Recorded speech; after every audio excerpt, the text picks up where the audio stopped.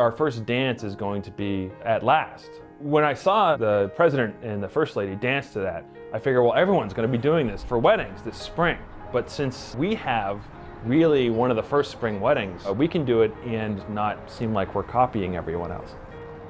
Hi, my name is Ion, and this is the story of how I met my fiancée, Gigi.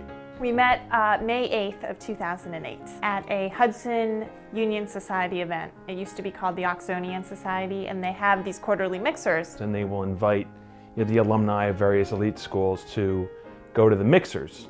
Ion and my friend Bowie and I started chatting. Really, I saw an attractive woman on the balcony, and so I decided that we should go talk to them. And Ion and I chatted for a while and then went our separate ways. I then ran into my friend Bowie again, who said, "What happened? You guys seem to be hitting it off." And I said, "Yeah, we were." She was very adamant that I should go back and continue my conversation with him. Gigi had John Perkins' new book, The Secret History of the American People, so I thought that was an excellent entree. And he had mentioned that this coming Friday, there's a John Perkins lecture. So I gave him my card so he could send me the information. And we started talking on the phone, and we didn't actually, he's so busy and I was so busy, we didn't actually meet up for about 3.5 weeks after that. So I guess if you're looking for mixer tips, is bring a buddy so you don't just walk out and miss an excellent opportunity to be successfully mixed.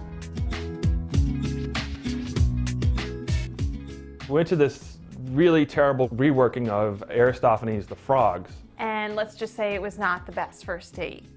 When we got there, they announced that there would no longer be an intermission. Which now we know is a signal to leave immediately, because canceling the intermission is a very bad sign. So Ion and I, in August of 2008, did a backpacking trip in the Pacific Northwest. I think a lot of people say that if you can take, a 2-week trip where you don't have a lot of distractions other than one another, at some point in your relationship, then that's a good test for marriage. Well, pretty early on, we started kind of explicitly evaluating the relationship for marriage. Because I'm in my 30s and he's 40, you tend to have conversations a little bit sooner than you may have in prior years.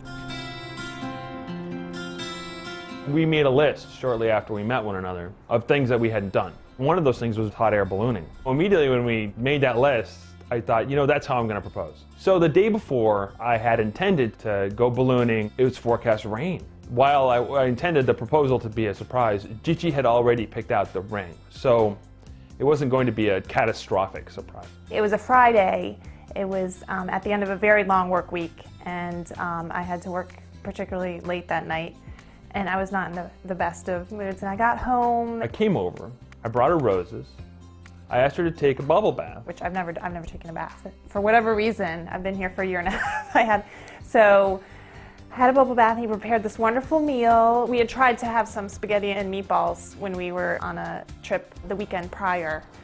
And he had subsequently, we felt like we just didn't have the spaghetti and meatball experience we wanted. I gave her a massage and said, I know we talked about marriage a lot, so I'd like to ask you if you'd like to marry me. I said, yes, I will marry you. So I put the ring on her finger and I turned the light on. It flashed off. Because the bulb itself was so overwhelmed by the emotionality of the moment that it couldn't hold its little magnesium filament in place.